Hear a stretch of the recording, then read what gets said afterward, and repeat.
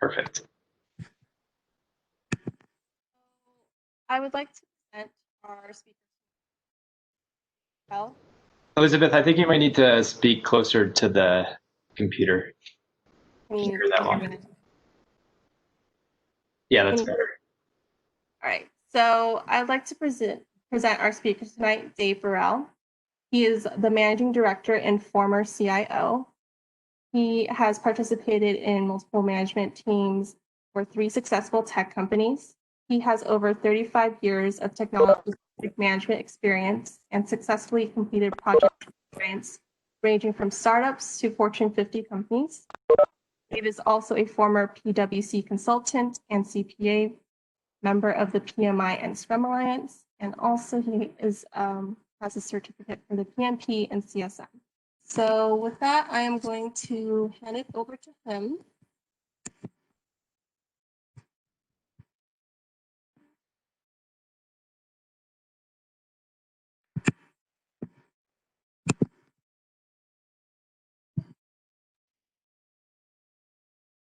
Okay, and we're just going to do a real fast system check to be sure everything's working, because one never knows. Elizabeth, what are you seeing? The presentation, or are you seeing the notes? I'm seeing your presentation. Perfect. You got to love it when the plan comes together. So were you able to blot out the beeps in the background as different people come in, or was that not going to be happening? I wasn't able to. Okay. Well, life will go on. So, Elizabeth, Bill, PMI-OC, thanks for having me, and thanks to everybody who's joined this call. You've all undoubtedly at this point read the background. You've seen the bio. You know I'm old, so I've got gray hair, and I've learned a few things along the way, and hopefully we'll be able to share them. So, what I'm going to be talking about over the course of tonight and next Tuesday is something that I have personally seen and dealt with a lot, and it's a very pervasive problem, and it's the appalling failure rates of our enterprise IT projects. So tonight I want to be looking at what's happening and why it's happening. Next Tuesday, I'm going to be talking about how we can fix it. Now, I'm going to be covering an awful lot of territory at a very high level. I can't begin to cover all of the research that has gone into this presentation. I will try and make note of a couple of key references that you guys may be interested in following up on your own. But this conversation tonight is really nothing more than an introduction that could go on for weeks. So since we don't have weeks, what Bill and Elizabeth had asked me to share with you is that at the end of the second presentation next Tuesday, I'm going to give you a link where you can download a white paper that describes in far greater detail everything that I'm discussing in this narrative, along with the references, along with all of the tools that you can use to do this yourself and bring it to your own organizations. So with all of that said, let me kind of dive in. And there's really 2 main things that I want to bring to everybody's attention before we get going. So the first thing is that we have a hard job already. Project managers have a hard job already, but it's going to get harder, and it's well on the way. And there are 3 trends that are working against us. And these are the 3 things that I want to bring to your attention right now. The rise of the gig economy is increasingly significant. Remote work is becoming far more prevalent, and the rise of intangible assets is becoming far more prevalent. So let me talk about each of those 3 individually. About 20 years ago, McKinsey, Pricewaterhouse, and several other resources had taken a look at the prevalence of project-based work. And what they were finding is that something a little over 1 out of 5 Americans was working on a contract basis. They were doing gigs. They weren't there long-term. They were just coming in to do a particular job, and then they'd leave. Now that number is up around the low 40s. So it's somewhere around 43, 44%. By 2025, it's projected that we're going to be looking at half the population is a gig worker. Now, what that means, the bottom line, is that your institutional knowledge is going to walk out the door when those people do. So we're not going to have the continuity of information. We're not going to have the tribal knowledge that we once had. So all the things that we used to be able to rely on to be able to gather information about what's going on in the business won't necessarily be there. The second thing, the second trend that's happening thanks to COVID is the increase in remote work, the work from home movement. The Wall Street Journal 2 months ago about now actually ran the first article that I've seen talking about how much more difficult projects were to deliver as a result of remote work. The more scattered you've got a team, you've lost all of that ability for people to communicate, all of the subtle non-verbal cues that we rely on that are such an enormous part of our communications. You don't have those anymore because people aren't online all the time and they're not working shoulder to shoulder. You can't look over at your coworker and realize that, hey, I thought you said this, but your spreadsheet says that. We don't have that, and that's going to make our life tougher. And it's probably a fair bet that remote work isn't going to go away anytime soon. The third trend that has been happening is when PMI was originally founded in around 1969, the intangible assets, meaning those assets that didn't have a physical characteristic to them, something that wasn't a machine, a plant, a piece of land, whatever it was, represented about 1 out of 6 assets on the balance sheet of the S&P 500. Today, that number is reversed. 5 out of 6 assets on the balance sheet of the S&P 500 are intangible assets. So when you're having to deal with something, or when you're working with something that you can touch, that you can manually manipulate, it's far easier than if you're dealing with something that you can't see. Now, I could spend an hour just on this topic, having been trained in psychometricians or by psychometricians, but we don't have the time to do it. The point being is our whole means for gathering information about the projects we're working on is changing. And our methods haven't really adopted to that. We haven't adapted to what we need to be doing now. So as I begin to move into the body of this presentation, there are 3 critical things that I would ask all of you guys to keep in mind. So the first is the fact that, and Elizabeth and I were talking about this yesterday, one of the things that I very much liked about PMI when I started studying for the PMP exam was the fact that very often they consistently talked about the need to capture lessons learned. Now, for reasons that I'll explain, probably not tonight, but next week, I'm very big on lessons learned and continuous learning and knowledge management. I was trained in that very early on in my career by somebody who was kind of a master in the space. But one of the things that I found very disheartening about PMI, every single time I saw lessons learned mentioned, almost in the next breath, the statement was, yeah, we ought to do it, but we don't. Nobody does it. We need to capture lessons learned, but nobody does it. Well, everything that I'm going to be talking to you about tonight and next Tuesday night is a direct result of a lesson learned through pattern recognition. It's something that's happened over an awful lot of years of my life. But even with me, when I've seen something 200 or 300 times, when I see the same thing 200 or 300 times, I should say, I start to realize that there's a pattern to it. And after a while, I note the pattern and try and do something about it. Now, the second thing I'd like you to keep in mind is the fact that what I'm focused on these next 2 evenings is going to be enterprise IT. But the problem I'm describing is far larger and far more pervasive, and it touches a lot more than just IT projects. Now, the last thing that I'm going to ask you to keep in mind, and I'm going to apologize for this in advance, you're going to hear me say the same thing many, many times tonight and next Tuesday. And that's the basic idea. Obviously, we've got a lot of people joining right now. When it comes to IT projects, context is everything. If the boss can't explain what he needs, what he or she needs, the workers cannot deliver it. If the boss can't say it, the worker can't do it. People are not clairvoyant. They're not mind readers. We have done a very lousy job to date in terms of articulating exactly what our needs are. And as a result of that, our IT projects have suffered. Now, before I get into the main body of this, I want to set context again. I want to sort of level set and have everybody on the same page as to what I am and I am not talking about. So the target for this is I'm not talking about all projects right now. I'm talking about technology projects.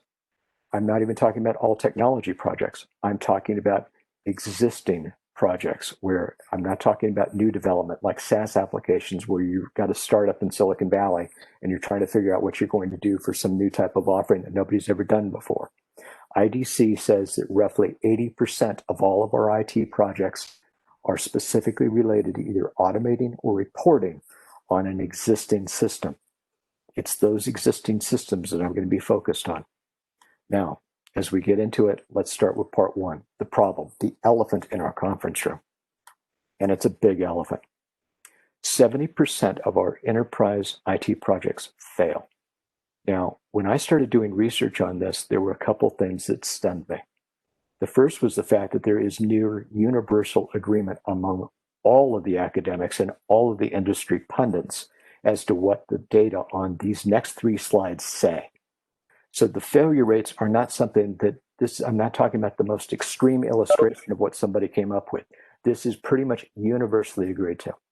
So when I started finding that in the literature and then started talking to other people about it, and a lot of CIOs that I know, a lot of people that are directors of PMOs at international organizations, I fully expected pushback. I thought that people were going to come to me and say, oh my God, it's not anywhere near that bad, you're exaggerating this. But much to my shock, and at this point I've probably had well north of 100, maybe 150 conversations about this over the last 6, 7, 8 months. Not one person has ever said that to me. In fact, the opposite's been the case. Probably 80% have said, yeah, that sounds about right to me. The other 20% have said, I think you're being overly optimistic. I think it's actually worse than that. So whether it's better or worse, who knows? But here are the stats that I'd like to leave you with. There's good news in this picture and there's bad news. So first, the good news. If you're looking at projects overall, only 20% are complete and utter disasters. There's smoking craters, total write-offs. There's nothing left for management to do but to write everything off and start all over again. About 51% just experience some significant level of failure, meaning, by PMI's definition, they're way over budget, way behind schedule, or they way under deliver, which means roughly 30% of those projects succeed by a little bit of a fudge factor. Now, here's the bad news. If the project is over $1 million, the odds of failure jumps by 50%, which means that the odds of a smoking crater rise to about 1 out of 3. The odds of some material level of failure rise to almost 2 out of 3, and the odds of genuine success fall to about 1 in 20, 5%, thereabouts. Now, more bad news. Gartner has done a lot of work in this space, looking at AI, big data, machine learning projects, and what they've consistently found is that 85% of those projects never get off the bench, meaning those are complete and utter write-offs. So when it comes to AI projects, those are things that are just written off right off the blocks. McKinsey and Oxford University also studied these large enterprise IT projects, and what they found was equally disheartening.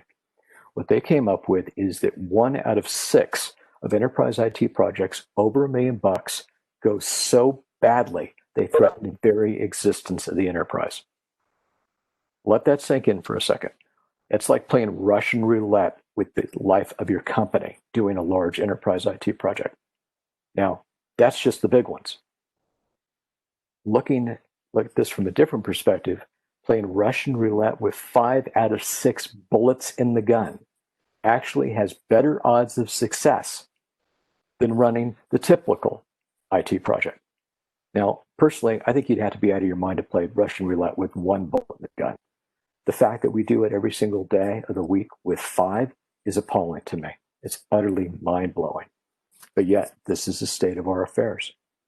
Now, that's one thing. That's we talked about how often this happens. Let's talk about how much it cost. These failures cost about $500 billion a year. That's not a typo. It's not million. It's billion. $500 billion a year. Now, if you were looking at that last slide and you saw the anywhere from 50% to 2/3 that just experienced some material level of failure, you might have been tempted to take false comfort in the fact that, well, those are just a little over budget. It's not that big a deal. But what IEEE found through all of their research is that those are actually the bigger share of the problem, because the real issue are not the projects that are just completely abandoned. It's not the things that are just written off every year, which in and of themselves total about $100 billion a year. The real problem are all of those projects that finally limp into production but never did what they needed to do. So as a result of that, they have to be continually remediated over the course of their service life. Those projects cumulatively run about $400 billion a year. That's a staggering sum. Now, the reason that happens is also came out of the IEEE research. Price Waterhouse has also done some stuff in this regard as well. What they found is that IT staff spends almost half of their time, depending upon the organization, 40 to 50% of all IT staff time is spent on fixes and rework. It's spent on remediating things that should have been done right the first time out, but weren't. Now, the reason that that's so problematic, also worked by IEEE, PMI, and a few others, is that what they found is that if you find a bug or you find an issue in your system, pre-release, pre-go live, the cost to fix that after the fact is 36 to 50 times what it would have been if you would have taken care of it up front. If you don't catch that issue until post-go live, the cost runs 100x what it would have been to catch it up front. Now, there is a huge penalty paid for not paying attention to details up front, is really what it boils down to. Now let's talk about why this is happening. The 5 blocks that I've got up here are directly sourced from PMI. Once again, I'm going to let you read these. I'm going to let you guys read these on your own. I don't need to repeat them, but the things I want to drive home is 3 out of 4 of these IT projects are a direct result of silence. Now, all of the pundits refer to this as a communication issue. It's not a communication issue. The issue is not what we say or how we say it. The issue is the fact that we're not talking to each other. The business is leaving all kinds of things unsaid, and the tech teams are not asking the questions that they need to ask to understand what the project's all about. That's the bottom line. Now, Gallup has done a lot of research in this domain, but they've done it from a slightly different perspective. So over the last 20 years, Gallup has done a lot of work in both the EU and the North America. And what they have consistently found is that 50% of all workers, 50%, half of all workers, do not know what's expected of them at work. They don't know what their boss wants. They don't know what their project requires. They don't know what the business strategy is. They don't know what the business is trying to do. That's a stunning number when you consider the amount of ignorance that's out there in our workforce. Now, Gallup also comes up with a number that's even more damning. They believe that the cost of that ignorance, the cost of that silence in the United States alone amounts to another $500 billion a year, another $500 billion. So to put this in perspective, what the business is trying to do is never being fully communicated. Therefore, the people who need to do it never fully understand what they need to do. The total cost of that, if you just look at 75% times 500 billion plus another 500 billion, means that in the United States alone, we're wasting $875 billion a year that should have gone right to the bottom line as profit. That's about 4.5% of the profits of North American companies this year. Now, that's a stunning number. The other thing that's stunning about this is that when you tend to look at problems, everybody talks about an 80-20 solution. We're not talking 80-20 here. We're talking 75-1. Now, nobody can address every conceivable reason why a project would fail. But surely we can address one. That's what this entire presentation is about. So, once again, I want to level set. I want to give you guys a case study. I want to set the context. I want to be absolutely positive that everybody understands exactly what I'm talking about when I speak of this type of silence and these types of issues. So this is actually a case study of fairly early stage business, something that I was personally familiar with, I personally worked on in about 2005. It was an early stage tech company that had the unique distinction of operating globally. So they needed a global pipeline management system for their sales force. Now, the company thought it was very simple. They thought it was very straight away, and they were able to find a vendor with domain expertise that believed he could do what they needed in about 1 month for $20,000. Just a quick and dirty solution. They knew that as they grew, they'd be able to do something else. Now, 7 months later and $120,000 spent, they had absolutely nothing to show for it. The CEO of this company happens to be a really good friend of mine. He's still a really good friend of mine, which is the great news. He called me up ranting and raving about what a crook that this vendor was. And the more I listened to him, the more I started asking questions. When we went back and forth, I said, well, hey, look, did you ever confirm that he's trying to build what you need him to build? And he paused for a second. He said, well, no, we talked about all that. I said, no, that doesn't cut it. Everybody's mind's eye is different, and yet everybody forgets that fact. if you haven't documented, if you haven't reduced to paper what your process looks like, if you don't have agreement on paper as to what he's trying to do, it's entirely possible that you two are out of sync. He said, well, no, we didn't do that. I said, well, okay, what do you want me to do? He said, go talk to the guy, sit down, try and understand what's going on. Let's get back together. I said, okay, give me a couple of days. I'll get back to you. So armed with that, called up the vendor and I set a meeting with him in the next couple of days. And he and I sat down for all of 2 hours. And we laid out the workflow of the process, just the horizontal dimension of the business process that he was trying to work on. And then we laid out the vertical dimension to it, which is what you're looking at here. This is the before, this is the roll up of how these opportunities were supposed to flow through the system. Now, it didn't look like he was having trouble with the workflow, but it looked like his roll ups were in trouble. And he couldn't figure out within these roll ups how to handle an opportunity that was a corporate account versus a regional account. So armed with that information, I set up a lunch with the CEO. So I made sure that we got out of the office. I didn't want to deal with the distractions. And I sat down and I said, okay, I'm just, for starters, to level set, I met with your vendor. I met with Bob. We spent a couple of hours and we documented what he thinks you want him to build. I just want to confirm that he's on the right page. We're going to start from there. We're going to go forward. So I showed him the vertical and the horizontal workflows. He looked at them both. He said, yeah, that's right. He looked at this exact slide. I said, yeah, that's exactly what I told him to build. I said, okay, great. Okay, so far, so good. I said, now tell me on this diagram how you would handle a corporate account or a corporate customer different from a regional customer. I don't get it. I can't see how to do it. And he doesn't understand that either. So the CEO studied this for a second and he came back and he looked at me and he said, I can't, it's not on here. I said, oh, so this isn't accurate after all. Okay, 4 hours and many questions later, we arrived at this, an incredibly different look at what the requirements were of what was really needed than what the CEO thought. At the end of that 4 hours, I looked at my buddy in the face and said, I got bad news for you, and it comes in two fronts. Number one, you've been ripping this vendor to shreds, talking about how bad the guy is and what a crook he is and how incompetent he is. But this isn't his problem. This is yours. You told him that you needed this, but the reality is you need that. I said, this is one of the most complex roll-ups I've ever seen in my entire life, and I specialize in data warehouses and reporting. I don't even know how I do this right now, but the one thing that I know with absolute certainty is the technology he picked to do it. All the work that's been done so far is going to have to be thrown out because the database that he tried to grab to do it, which was Microsoft Access, will not accommodate this. So that $120,000 you spent, you might as well have flushed it down the toilet and start it all over. Okay. There's a couple of observations I want to make about this case study. And before I actually go to this, I'm guessing that many of you know exactly what I'm talking about now when I talk about this is silence in action. The CEO did not communicate everything that he needed to communicate about the process because he knew all this stuff, but he didn't share it.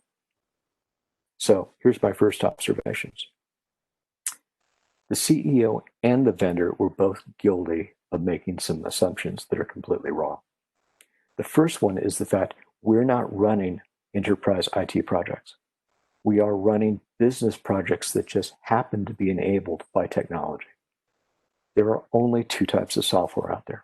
You're either automating a process or you're reporting on the performance of one. That's it. I've had this conversation with 1,000 people over the last 20 years, and invariably somebody says, no, there's got to be more than that. And after they think about it, they come back and say, yeah, you're right. In fact, there are only two types of software out there.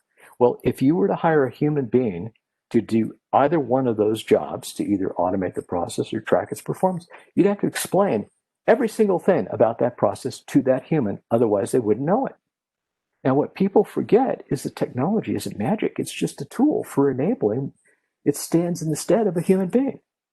So there's no way that you can possibly have a programmer or a coder or a configurer, a software engineer, communicate into software what that software needs to do unless you tell them what it is that the software needs to do.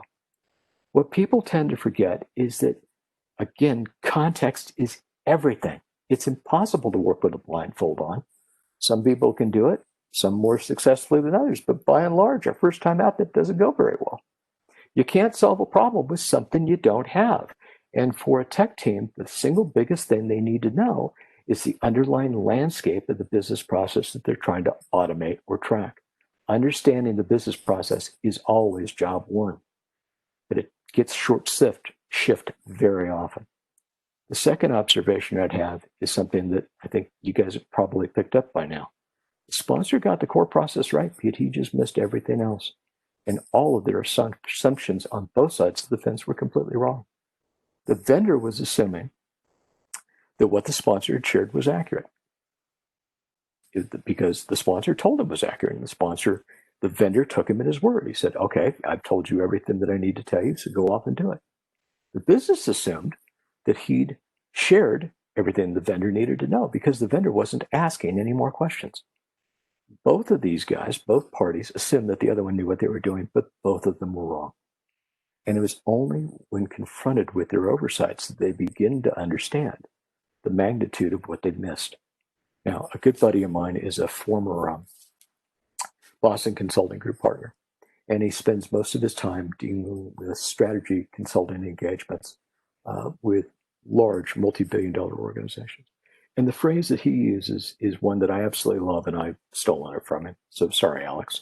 The comment that he uses is when you, Mr. Executive, don't articulate everything that you know to your subordinates who now need to go enact it, who need to execute what you're telling them to do, all you're doing is delegating confusion.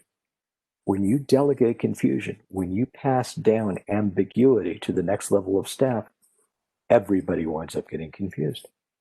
And nothing goes well from that point on. This is what I'm referring to as silence in action.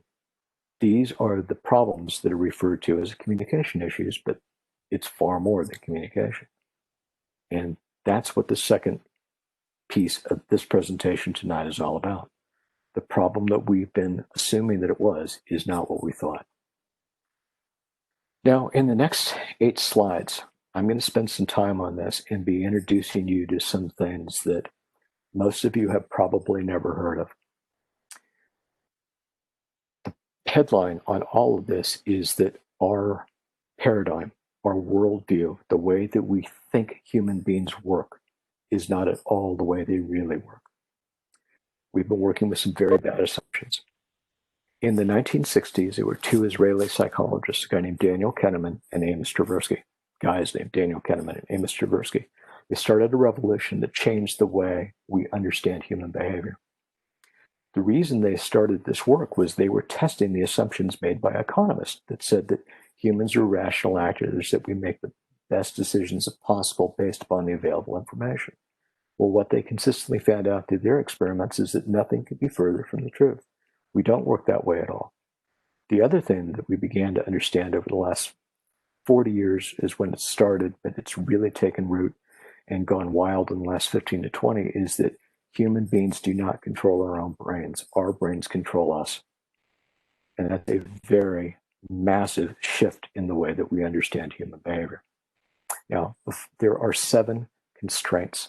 There are 7 operations of our mind that we did not understand. We don't fully understand now, but we've got a much better handle on them than we ever have before. These are things that impact not only your IT projects, but every project you're ever going to work on, you're going to see these things. But before I get into these 7 silent killers, I want to level set again and be sure that we're all on the same page. So take a look at a human brain and a server, and I'm asking the question, what do these 2 have in common? Well, it turns out they're both computers. They both run on electricity. They both have multiple system layers. We didn't have any idea that that was the case until fairly recently. We have our own version of machine language.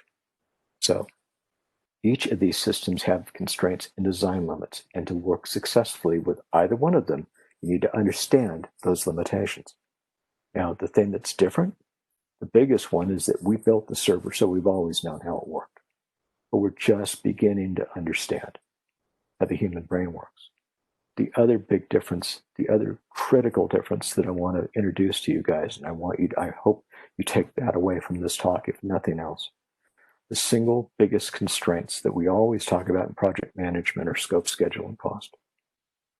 Other people have advanced a plethora of other types of constraints.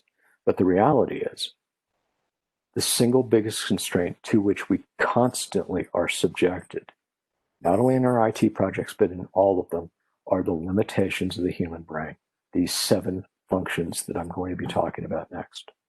So as I walk you through these, I'm going to start with a foundation layer and I'm going to build up from there. So the point that I want to make is that I'm going to start with the bottom and I'm going to build to the top. The other thing I want you to remember is that these are accretive. They build on top of each other. So they have a cumulative effect as you go forward. So let's start with ground zero. In 2002, a Harvard psychologist named Daniel Winger coined the term the adaptive unconscious to describe this collection of unconscious mental operations that we'd begun to see real evidence of in the mid to late 80s and 90s. Tim Wilson, another psychologist, followed Wenger's work in 2004 with a book called Stranger to Ourselves. And it was at that time that we first introduced the idea of an autopilot that works in the background of our minds. Malcolm Gladwell's book Blank, which came out in 2005, it sort of expanded the popular awareness. And then Daniel Kahneman himself, who by this time had become a Nobel laureate for economics, which is, by the way, the only psychologist ever to win the Nobel Prize for economics, published a book that was sort of a seminal review in layman's terms of the psychological data and the neuroscience in this area. And the book was called Thinking Fast and Slow. If you don't buy any other book as a result of this talk, I hope that you buy that one. And I hope it changes your life because it's really that profound. The thing that I want you to think about is that we've got this second mental system, this second machine layer, that it's an autopilot that is constantly scanning our environment and it's calling the shots from behind the scenes. Now, what we tend not to think about, what we don't know, is that second layer, that second system is a perimeter defense system. And its number one job is to keep us alive. And then from an evolutionary perspective, it played an enormously valuable role. So I'm going to give you a crazy little illustration for it. So say Elizabeth and I are walking through the jungle 100,000 years ago, and we're just enjoying our stroll, talking to each other, but somewhere in the background in the bush, there's a noise. Something based upon Elizabeth's pattern recognition in the past tells her or indicates to her that that might be a tiger and she needs to get out of there. So without talking, without saying a word, she just breaks into a run and takes off down the path. Now, I haven't had that experience. So I just continue along with my stroll and wondering why she's decided to start running. Well, if she were wrong, the worst thing that happened to her was she got a little exercise. One way or the other, she still made it home in time for dinner. She still lived to pass on her jeans. If I was wrong, I was dinner. So this adaptive unconscious, this autopilot was set up to suffer an enormous number of false positives, but it couldn't suffer a single false negative, which means it leaps to conclusions. It never checks its facts. It is extremely inflexible, and it's very often wrong, but it could care less because it never looks back to see whether or not it was wrong. It plays a huge role in our decision making, and it's going on all the time in the background, and we don't even know that it's happening. Now, there's some really interesting realities to this. The biggest takeaway that I want you to remember is there's a ghost in our mental machinery that is constantly messing with us. We don't know that it's messing with us, and making matters all the worse, it doesn't mess with us a little, it messes with us a lot. And as I go through these next 6 constraints, I'm going to explain how that messing happens. So let's go to the next thing, which is the fact that our brains happen to be built around stories. So for about the last 100, maybe even 150 years, cultural anthropologists have understood that all human societies across the globe use stories to structure, to convey, to curate important information. That's how we pass along. We now know, as a result of the neuroscience work that's been done in the last couple of decades, why that's happened. It's because the human brain evolved to organize, record, and remember the events of our lives through stories. But there's a very critical caveat to these stories. They're very basic and they're not very accurate. Our stories are set up to convey the big idea, or the big picture. We're not designed to remember details. In fact, for us, details are almost irrelevant. Now, think about the little crazy illustration I gave you with Elizabeth and I walking down the path. The extent of her story was noise, threat, probably tiger, run. 4 nuggets. That was it. She didn't care about how big the tiger was. She didn't care what color it was. She didn't care how old it was. She didn't care how many teeth it had. All of those details were irrelevant. The only thing that she needed to know was tiger, threat, run like hell. That was about it. That's all she took. But that's what's interesting is our brains haven't changed that much. That's all we take. So there's another wrinkle to this that makes our life even more challenging. Because details are so irrelevant, we will bend or even invent entirely new facts to tell ourselves to create a more memorable story. What matters to us is not the accuracy of the story, but how well it hangs together, the fact that we can remember it. We are literally the embodiment of the statement, never let the facts get in the way of a good story. So it's kind of interesting, too, that the thing that I'd like you to remember about this is that stories are not optional. These are mandatory. If the project manager, if the business doesn't communicate a complete story about what the project is all about, the team is going to invent their own. And when they do invent their own, the next sets of constraints that I'm going to talk about are going to cause that personal, private, individual story to be very far afield from reality. I'm trying to get my mouse back. Sorry about that. Now, there's a couple things that I want to bring to your attention that I want to be sure that you guys understand. It's that there's an important point in the investment community that says all that people care about is your story. And the reason for that is that that's all people can remember. Now, when all you're remembering is this short, tight little story, the accuracy of that story is very important. But unfortunately, as we get into our third constraint, we start to realize that we've got further limitations that make the accuracy of that story even worse. So the first part of this is the fact that our stories are not just inaccurate, they're also very incomplete because we've got very limited memory, very limited storage, very limited RAM. What doesn't fit in our RAM is backed up offline. There was another Harvard psychologist, a guy named George Miller in the mid-50s that wrote an incredibly famous paper called The Magical Number 7, plus or minus 2. And what that paper talked about is the fact that human beings construct stories with chunks, building blocks, foundation stones of information that we consider to be the most critical.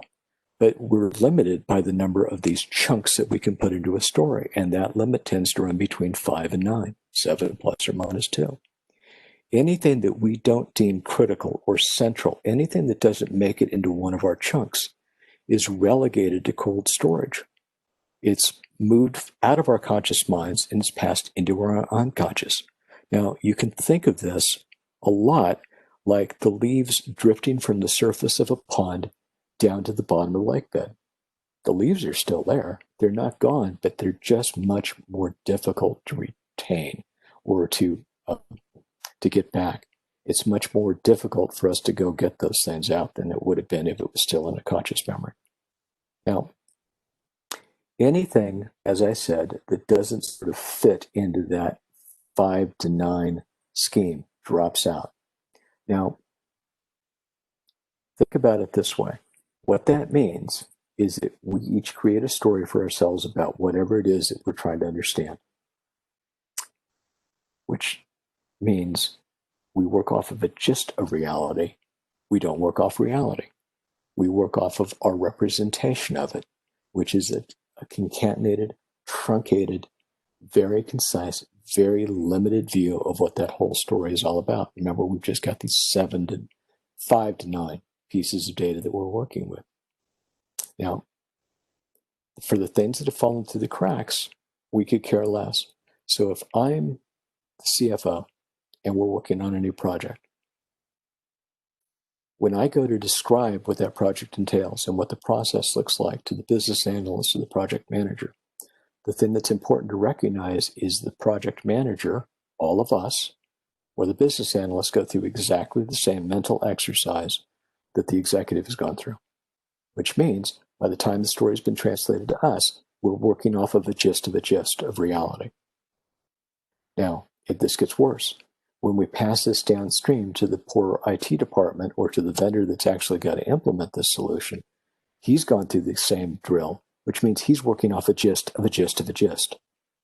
Now, to put this in terms that everybody hopefully can relate to, this is like playing the old telephone game in our projects on a regular basis. So for those of you that haven't played this as a kid, this is a game where everybody gets in a big circle and you come up with one or two lines of a story. Everybody turns, the first guy gets that story and he whispers them in the ear to the person to his right. And then that person turns to their person on their right. They whisper in their ear and it goes around the circle. Well, by the time that story comes back around, it looks almost nothing like what it looked like when it started out. That telephone game is what's going on within these projects on a daily basis. And we haven't even been aware of the fact that it's happening. Now, that's one constraint that makes our stories more limited, but there's a few more. So the next one is the fact, if we don't see something, for us, it might as well not even exist. Human beings are not very good at anticipating things that we haven't previously encountered or don't know what to do with. And as a result of that, we suffer from a perpetual lack of imagination. If we don't know what to do with it, if we don't know where it fits, where this chunk of information fits into our 5 to 7 chunks of information that we build our stories with, we just discard it. We toss it out and we treat it as if it's not even there. We reject it completely. Daniel Kahneman refers to this phenomena as what you see is all there is. And Nassim Taleb, who some of you may know from The Black Swan, Fooled by Randomness, Anti-Fragile, and a few other books, he refers to this very behavior as the mother of all harmful mistakes. Now, you can think about it. We assume that the lack of other details means that there are no other details to be addressed. So as Taleb talks about it, the absence of evidence is not evidence of absence. Now, a wonderful case in point, and yet a sad one, is what happened after 9/11. Up until that point, we had our cockpit doors on our commercial aircraft wide open. After that point, nobody could understand how in the world we'd ever been so blind, how we'd allow that to happen. But it's exactly this situation. This is what's at play that keeps us from recognizing the things that are right there. We just don't see them. Now, in the case of the case study that I showed you a little bit ago, something very interesting about this. The vendor had been presented with corporate and regional accounts, but the description of those corporate regional accounts didn't jive with what the sponsor had told him. So as a result of that, he just omitted them. He just dropped them. Now, that takes us to our 5th constraint. This is something that I'm actually personally the most uncomfortable with. It turns out that human beings are incredibly gullible and we are very easily manipulated. We like to think for ourselves, but the reality is we don't at all. If I were to take this audience and divide you guys into two separate breakout rooms, and I'd mute the mic on group 2 and I'd go to group 1 and say, I want you guys to pick a number between 1 and 10. Don't tell me what it is. Don't write it down. Don't say it out loud to anybody else. Just remember it. I would then mute your mic and I'd go over to group 2 and say, I want you guys to pick a number between 100 and 200. Don't write it down. Don't tell anybody what it is. Just tuck it in the back of your mind. I then bring all of you back together. And if I ask you, tell me how many countries there are in Africa.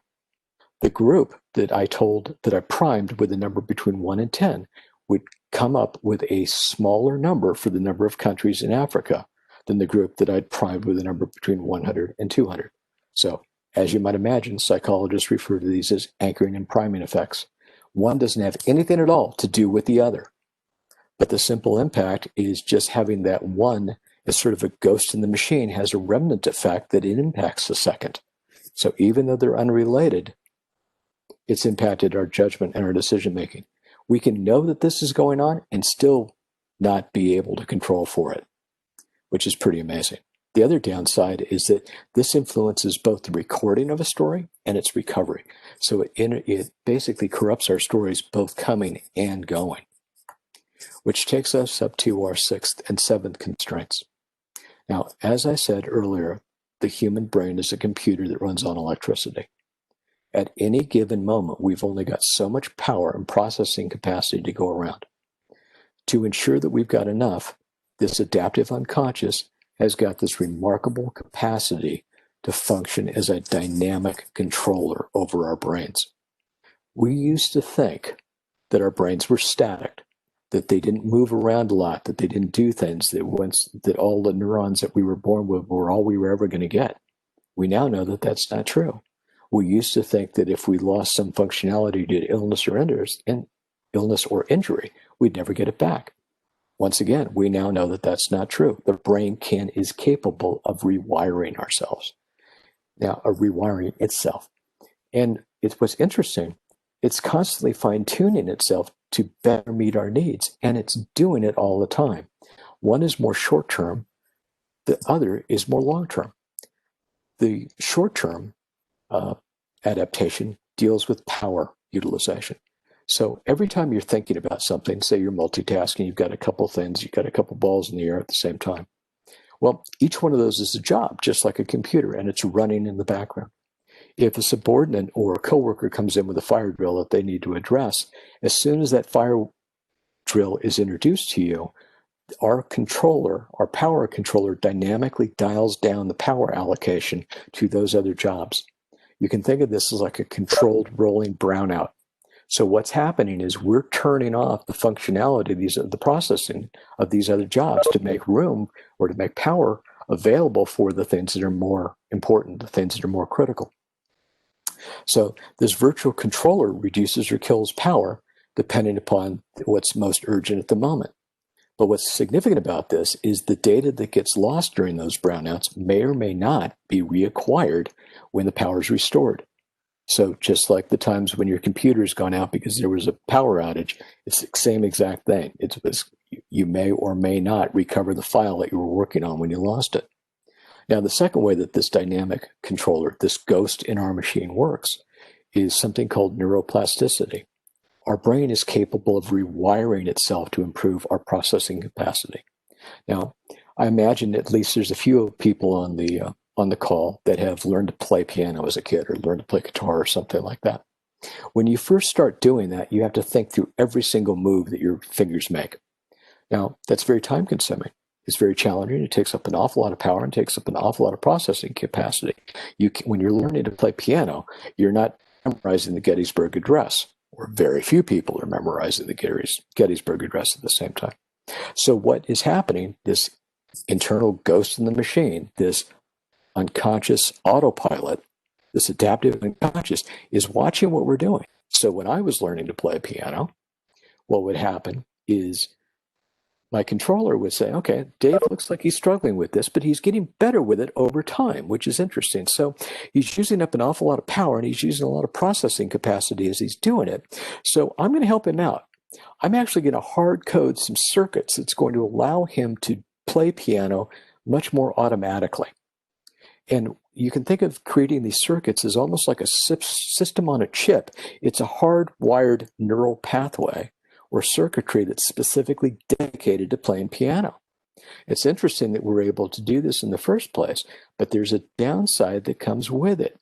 At the time that our brain hard codes this information, it moves it from one location in our brain to another. And when that fine-tuning occurs, a lot of the logic, a lot of the stuff that was in RAM, the stuff that was in our conscious mind, is offloaded into our unconscious mind. It's moved from random access memory to long-term storage. And that's when things get a little bit more interesting, as are illustrated by the seventh and final constraint. There is a paradox of an enormous price paid by experts. Now, the very first person that everybody wants to talk to on an IT project is a subject matter expert, because they want to understand what it is that the process is all about. But there's a problem. The more expertise you develop, the more information you internalize. The more you internalize, the more detail you forget. And then you forget that you forgot. So when we're hardwiring these neural connections to enable this automatic processing of decisions that we used to have to do manually, what that condition is known as is automaticity. When automaticity kicks in, as I mentioned, the conscious information that we used to have in RAM is transferred to long-term storage in our unconscious, which means that experts experiencing automaticity know something, but they can't explain what or why they know it or how they know it. Now, if you remember the guy in this picture, Captain Sullenberger from The Miracle on the Hudson, and if you ever saw the Tom Hanks movie about him later, you know that this guy did everything absolutely perfectly. He was a quintessential illustration of automaticity in action. He'd spent his career coding circuits. His brain had spent his entire career coding these specific circuits for him to kick in when he needed to do something very quick. It worked like a champ. But even when his career was on the line, he couldn't articulate for the investigators or anybody else how he knew to do what he needed to do. And it was only after months of inquiry and of excavation before he was finally able to get to the bottom of that. So I'm going to give you guys, as I conclude, I want to give you guys a very crisp illustration that probably all of you experienced in your daily lives that illustrates automaticity in action. So if any of you have ever had a long day at work and you were driving home, only somewhere in the middle of the drive that you got lost in thought, and you got to the point where after 5, 10, maybe 15 minutes, you pulled into your driveway and realized that you were home, and then suddenly had the epiphany you couldn't remember anything about the last 5 miles. You didn't know how you got there. That was a case of your autopilot taking over for you and driving you home without you having to think about it while your conscious mind worked on something else. It's a remarkable capacity, but we need to be mindful of the fact that it's there.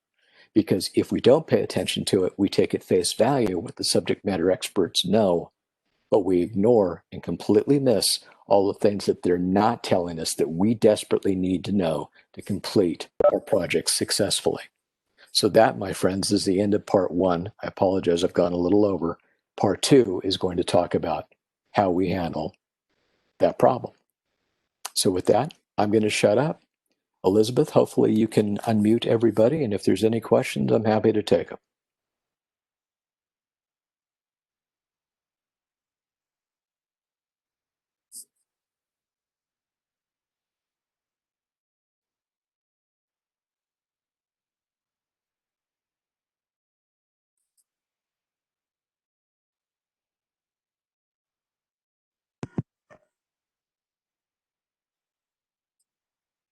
Is anybody left?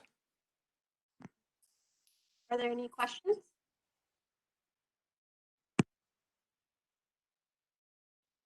David, these are amazing. My name's Phil. Hi, Phil. I have a question because I mean this hits on so many things. I mean this hits on things in projects. This hits on things when you're setting up a new company, startups. Yeah. This hits on the big assumptions when you're in a large corporate. I'm in a large corporate, but I've also had a small background, and the large corporates are often, let's set a goal next year or the following year to have X done by that point. So some of these things are artificially driven, right? Timelines, Right.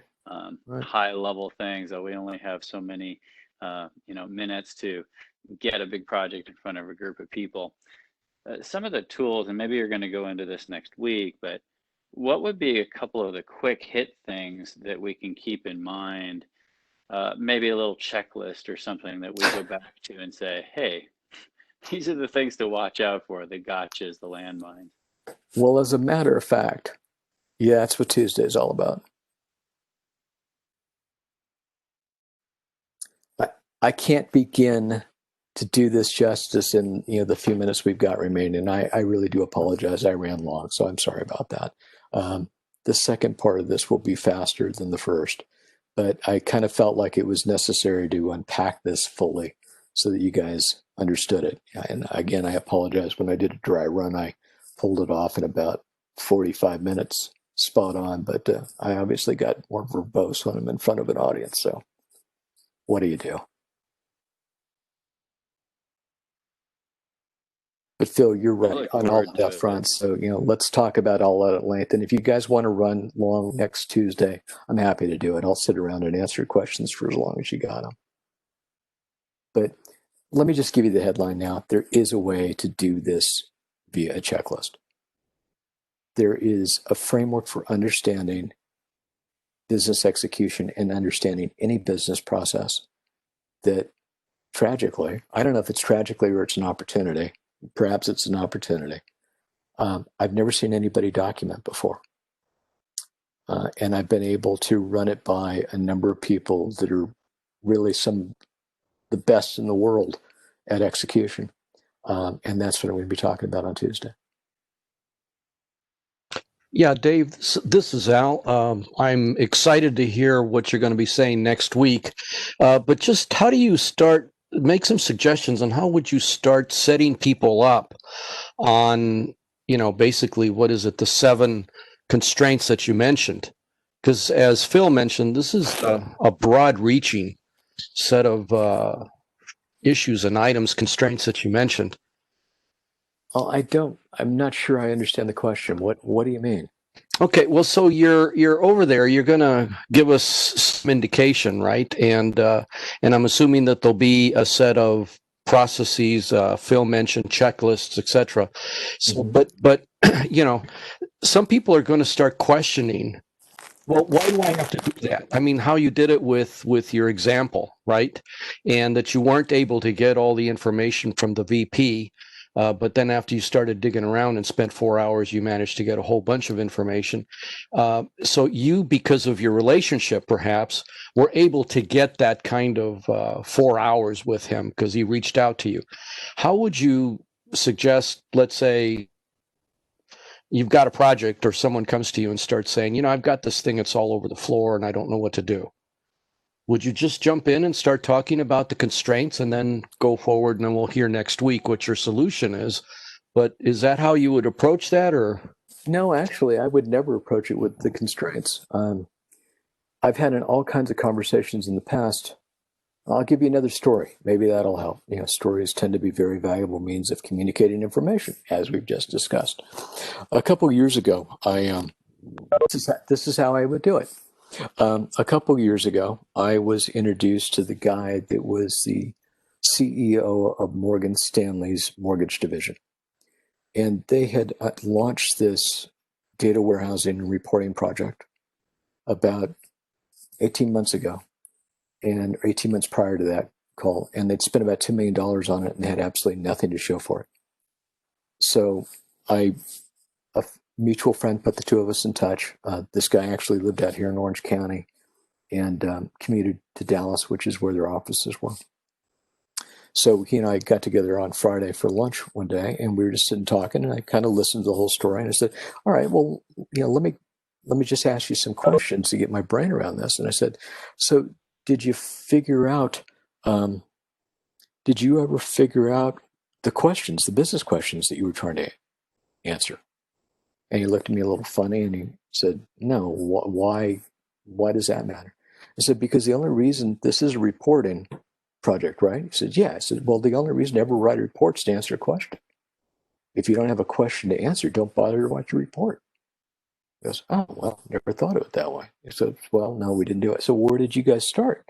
He said, well, we got a couple of PhD economists that were working on this, and they were pursuing an agile development methodology, which is a whole nother story. But he said they thought that the very first thing that we needed to do was to get all the data in the company cleaned up and put together in one place. I said, well, no, that's not quite right. What you need to do is get all the data that you need to answer those questions cleaned up and brought together in one place. Anything beyond that's a waste of time. And time is of the essence, right? He said, yes, absolutely. So, well, okay. So you need to focus on what's important. So that was step one. Step two, I said, well, did you ever figure out the business processes that you were trying to evaluate? And he looked at me again and said, no.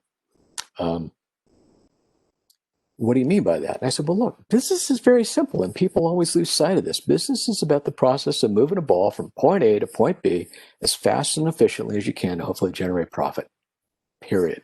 You can string a number of those processes together to create a more elaborate process, but fundamentally, that's all you're doing. And for every one of the balls that you're moving, there's only 3 basic types of metrics that you're going to evaluate: velocity, volume, and efficiency. So how much, how fast, and how efficient did you move the ball from A to B? So I'm trying to boil down an hour and a half conversation to just a few minutes, and I'm going to conclude it here. But after going through all of this and a few more questions like it, I finally looked at him at the end of an hour and a half. I said, so let me get this straight. You fired a $2 million cruise missile. You never bothered to define the target. And now you're wondering why you didn't hit it? And he kind of looked at me a little sheepishly and goes, well, yeah, when you put it that way, that's exactly what we did. So me personally, having had the background that I've had, I just confront the process owner directly. And I highlight in a way that they're unaccustomed to, which by the time you guys get through next Tuesday night, you will all be able to do independently.